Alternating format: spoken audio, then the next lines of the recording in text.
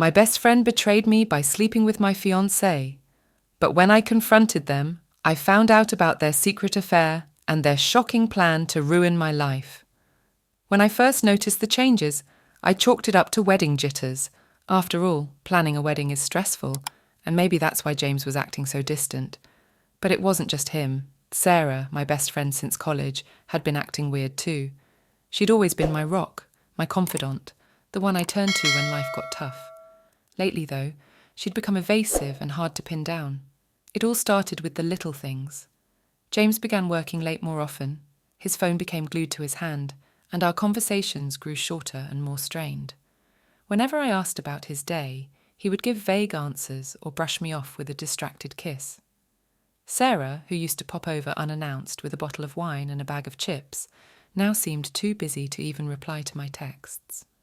One evening, as James was taking yet another mysterious call in the other room, I noticed Sarah's name flashing on his phone.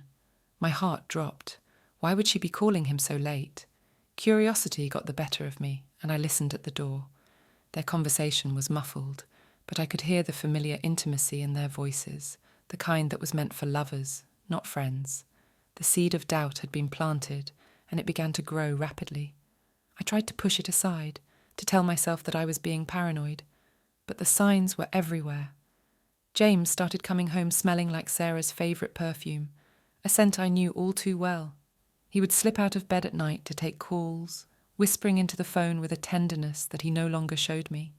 I decided I needed proof. I couldn't accuse them of something so serious without it. So, one night while James was in the shower, I took his phone. My hands trembled as I scrolled through his messages. There they were, hundreds of texts between him and Sarah, some mundane, others filled with passion and declarations of love. The latest message from Sarah read, "I can't wait to see you tonight. She won't suspect a thing." My world crumbled. My best friend and my fiancé, the two people I trusted most, were betraying me behind my back. I felt a rage so intense it took every ounce of strength not to storm into the bathroom and confront James right then and there. Instead, I copied the messages and sent them to my own phone. I needed to be calm, to have a plan. I spent the next day in a haze, my mind racing with questions. How long had this been going on? Why would they do this to me? I replayed every interaction with Sarah and James, looking for clues I might have missed. The thought of facing them both filled me with dread, but I knew I had to do it. That evening I invited Sarah over under the pretense of needing her advice on wedding details. She arrived, looking as radiant and carefree as ever. I forced a smile, masking the turmoil inside me. As we sat down with a glass of wine, I couldn't help but notice the glint of guilt in her eyes. James arrived shortly after, his expression faltering when he saw Sarah there.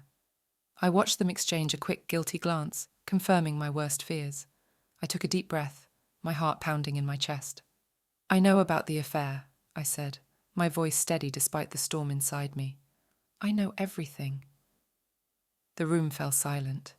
Sarah's face turned white as a sheet, and James looked like he'd been punched in the gut. They stammered, trying to deny it, but I silenced them with a wave of my hand. I pulled out my phone and showed them the messages, their words of love and deceit lighting up the screen. Sarah's eyes filled with tears, and James's face twisted in anger and shame. "How could you do this to me?" I demanded, my voice breaking. "How could you both betray me like this?" They had no answers, just pathetic excuses and mumbled apologies. The depth of their betrayal was too much to bear. The people I loved most had conspired to destroy me, and for what? I needed to understand how deep this treachery went, and why they would do something so cruel. As I stared at their tear-streaked faces, I knew this was only the beginning.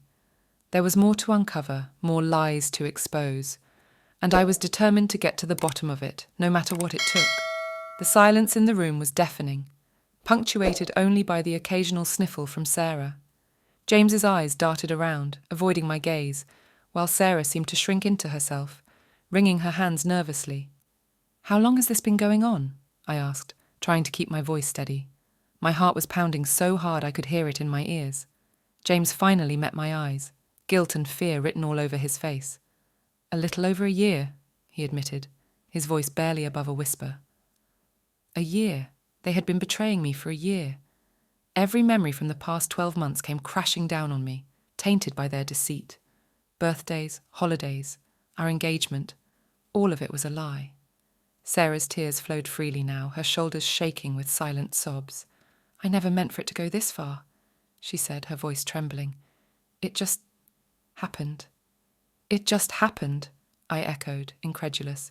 "You've been sleeping with my fiancé for a year, Sarah. That doesn't just happen." She had no response, only more tears. I turned to James, who was staring at the floor. "And you," I said, my voice growing stronger with anger. "How could you do this to me? We were supposed to be getting married. You asked me to spend the rest of my life with you." James looked up, his eyes pleading. "I'm sorry," he said, his voice breaking. "I know I've hurt you, but I never meant to. It started as a mistake, and then it just spiraled out of control." "A mistake?" I repeated, feeling a fresh wave of anger. "You call betraying me for a year a mistake? You both lied to me every single day." I felt like I was drowning in their lies, unable to find solid ground. The people I trusted most had destroyed my life, and I didn't even know why. "Why?" I asked, my voice barely above a whisper. "Why did you do this to me?" James and Sarah exchanged a glance, and for a moment I saw a flicker of something, fear, guilt, maybe even remorse. But it was quickly replaced by a steely resolve in Sarah's eyes. "Because I've always been second best," she said, her voice suddenly cold. "You always had everything, and I was just the sidekick, the best friend in the shadows. I wanted to see what it felt like to be you, to have what you have." Her words hit me like a punch to the gut. Sarah, my best friend, had been jealous of me. All those years of friendship, all those shared moments, and she had been harboring this resentment the entire time. I felt sick. "And you," I said, turning to James. "What's your excuse?" He looked pained, as if searching for the right words. "I was weak," he said finally. "Sarah was there when you were busy with work, with planning the wedding. It was easy, and I let it happen." I couldn't believe what I was hearing. They had betrayed me not out of love, but out of weakness and jealousy. The people I loved most had conspired to ruin my life, not because they loved each other, but because they were too selfish to care about the consequences. I stood up, unable to look at them any longer. "You both disgust me," I said, my voice trembling with rage. "I don't ever want to see either of you again." I walked out of the room, leaving them both in stunned silence. As I reached the door, I turned back one last time. "I hope it was worth it," I said, my voice cold, "because you've both lost me forever." The next few days were a blur. I stayed with a friend, avoiding calls and messages from both James and Sarah. I needed space to think, to process everything that had happened. But the more I thought about it, the more I realized that their betrayal went deeper than just an affair. There was something more, something sinister that I hadn't yet uncovered. Determined to find out the truth, I began digging into their lives, looking for any clues that might explain why they had done this to me. It didn't take long to find what I was looking for. Hidden in the depths of Sarah's social media was a private message thread with someone I didn't recognize. The messages were cryptic, but one thing was clear. They were planning something, and it involved me. My heart raced as I pieced together the fragments of their conversation. They had been conspiring for months, not just to hurt me, but to completely destroy my life. The affair was just the beginning. They wanted to ruin my career, my friendships, everything I had worked so hard to build. The realization hit me like a ton of bricks. This wasn't just a betrayal, it was a calculated attack. Sarah's jealousy and James's weakness had turned into something much darker, and I was their target. But I wasn't going to let them win. They had underestimated me, and now it was my turn to fight back. I gathered all the evidence I could find, determined to expose their lies and deceit. They had played their game, and now it was time for them to face the consequences. As I prepared to confront them once more, I felt a newfound strength. They had tried to break me, but they had only made me stronger. This wasn't the end of my story, it was just the beginning. And I was ready to write the next chapter. Fueled by a mixture of anger and determination, I spent the next few days gathering evidence. It was like a dark puzzle, each piece more disturbing than the last. The private message thread on Sarah's social media was just the tip of the iceberg. As I delved deeper, I discovered hidden bank accounts, forged documents, and a trail of lies that spanned years. Sarah had always been tech-savvy, but her arrogance had led her to believe she was untouchable. She had left a digital footprint a mile wide, and I followed it meticulously. I found emails between her and James discussing their plans in detail, from how they would start the affair to how they would manipulate our friends and colleagues. Their ultimate goal was to isolate me, ruin my reputation, and take over my life completely. One email exchange stood out. It was from a few months ago, right around the time I had first noticed the changes in their behavior. Sarah had written, "We need to speed things up. She's getting suspicious. Remember, the end goal is to make her look crazy and unstable. That way, we can take control of everything she has." James's reply was even more chilling. "I know, I'll keep playing my part. Just make sure everything's in place for when we pull the trigger. She won't know what hit her." Reading those words, I felt a cold fury settle in my chest.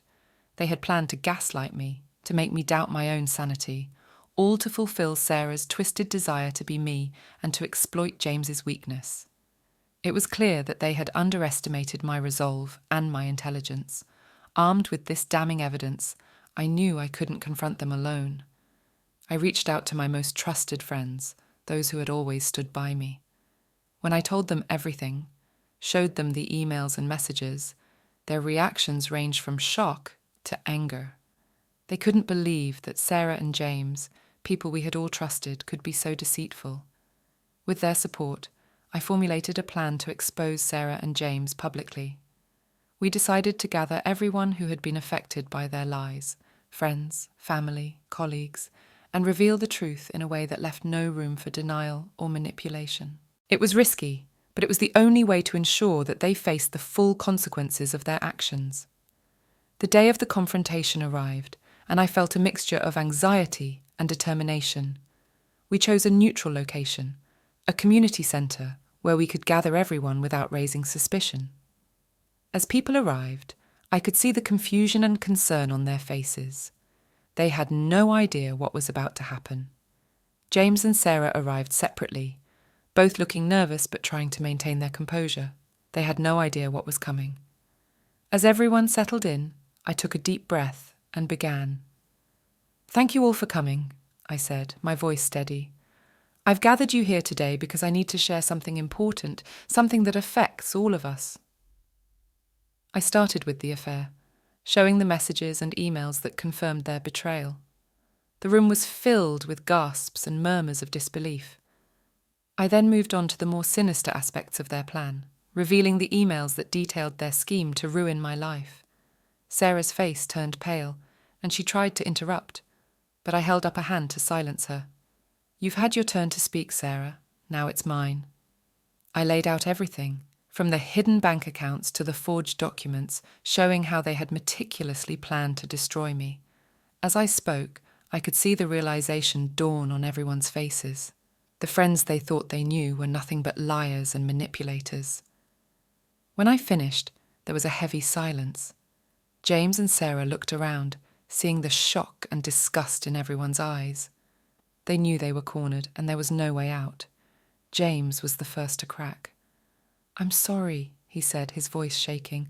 "I never wanted it to go this far. I was weak, and I let Sarah manipulate me." Sarah's eyes flashed with anger. "Don't you dare put this all on me, James. You were a willing participant. You enjoyed every moment of it." Their argument quickly devolved into a shouting match, revealing the cracks in their alliance. It was clear that their relationship, built on lies and deceit, was crumbling under the weight of the truth. I watched them with a mix of satisfaction and sadness. They had destroyed themselves, and in doing so had shown everyone their true colours. As they continued to argue, I turned to my friends and family. "This is what they are," I said, my voice calm. "This is what they've been planning, but they won't succeed, because I have all of you." The room erupted in applause, and I felt a wave of relief wash over me. We had done it. We had exposed their lies and saved not just me, but everyone who had been caught in their web of deceit. As James and Sarah were escorted out, still shouting at each other, I felt a sense of closure. They had tried to ruin my life, but they had only made me stronger. Surrounded by the people who truly cared about me, I knew that I could face whatever came next. This wasn't the end of my story. It was a new beginning, one where I was free from their toxic influence. And as I looked around at the faces of my friends and family, I knew that I was ready for whatever the future held. The aftermath of the confrontation was like the calm after a storm. Sarah and James had been unmasked, their carefully constructed facade shattered beyond repair. The days that followed were a whirlwind of support and solidarity from those who had witnessed the truth. It felt like a collective cleansing, as though the poison they had injected into our lives was finally being purged. James tried reaching out to me several times, begging for forgiveness, but I couldn't even bear to listen to his voice. He sent countless messages, each one more desperate than the last. I deleted them all without reading, knowing that nothing he said could ever make up for the pain he had caused. Sarah, on the other hand, disappeared. Her social media accounts went dark, and she stopped showing up at mutual hangouts. It was as if she had vanished from the face of the earth. Part of me felt a twisted sense of relief, knowing that I didn't have to see her face or hear her excuses. But another part of me was still angry, still hurt by the depth of her betrayal. In the weeks that followed, I focused on rebuilding my life. My friends rallied around me, offering their support and love. They helped me move out of the apartment I had shared with James, packing up my life and helping me find a new place to call home. The process was cathartic, each box packed, and each item moved a step towards reclaiming my independence. My career had taken a hit due to the stress and distraction caused by Sarah and James's schemes, but I was determined to bounce back. With the help of my colleagues, I managed to get back on track, focusing on my work with a renewed sense of purpose. I wasn't just working to succeed, I was working to prove to myself that I could rise above their treachery. One evening, as I was unpacking boxes in my new apartment, I received a call from an unknown number. Hesitant, I answered, and to my surprise, it was Sarah's younger sister, Emma. She was crying, her voice trembling with fear and desperation. "I need to talk to you," she said. "It's about Sarah." Curiosity and concern gripped me. Despite everything, I couldn't turn my back on Emma, who had always been sweet and innocent. We agreed to meet at a nearby cafe the next day. Emma looked exhausted when she arrived, her eyes red from crying. She quickly explained that Sarah had spiraled into a deep depression after the confrontation. She had lost her job, her friends, and her sense of purpose. Emma was worried that Sarah might do something drastic. My feelings were conflicted. Part of me wanted to walk away, to let Sarah deal with the consequences of her actions. But another part of me, the part that had loved her as a friend for so many years, couldn't ignore her suffering. I agreed to talk to her, if only to try and understand what had driven her to such extremes. When I arrived at Sarah's place, the sight of her shocked me. She looked like a shadow of her former self, her eyes hollow and her body frail. She broke down the moment she saw me, sobbing uncontrollably. "I'm so sorry," she cried. "I don't know why I did it. I was just so jealous and angry. I wanted to hurt you, but I ended up destroying myself." Her confession was raw and painful. Seeing her like this, I realized that her actions had stemmed from a place of deep insecurity and self-loathing. She had projected her own unhappiness onto me, believing that ruining my life would somehow fix her own. "I don't know if I can ever forgive you, Sarah," I said, my voice trembling. "But I don't want you to destroy yourself over this. You need to get help, to find a way to heal." She nodded, tears streaming down her face. "I'm going to try," she whispered. "I just needed to tell you that I'm sorry. Truly." Leaving her apartment, I felt a weight lift from my shoulders. It wasn't forgiveness, but it was a step towards closure. I had faced my betrayer, seen the depth of her regret, and made my peace with it. As for James, he eventually moved away, unable to face the fallout from our confrontation. He lost his job and many friends, and from what I heard, he was trying to start over in a new city. I wished him no ill will, but felt no sympathy either. His choices had led him down this path, and he would have to find his own way out.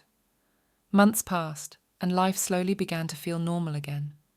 I focused on my career, nurturing the relationships that truly mattered, and rediscovering my own strength and resilience. The experience had changed me, but it had also made me stronger, more aware of my own worth. One evening, as I sat in my new apartment surrounded by the comforting chaos of unpacked boxes and new beginnings, I reflected on everything that had happened. The betrayal, the pain, the confrontation. It had all been a test of my strength and character. And I'd emerged stronger, more determined to live my life on my own terms. I took out my phone and wrote a message to my friends and family, thanking them for their unwavering support and love. They had been my rock through the darkest times, and I wanted them to know how much they meant to me. As I hit send, I felt a sense of peace wash over me. The scars of the past would always be there, but they were a reminder of my resilience, my ability to overcome even the most devastating of betrayals. Thank you for standing by me, I wrote. Your love and support have been my strength. Here's to new beginnings and a brighter future.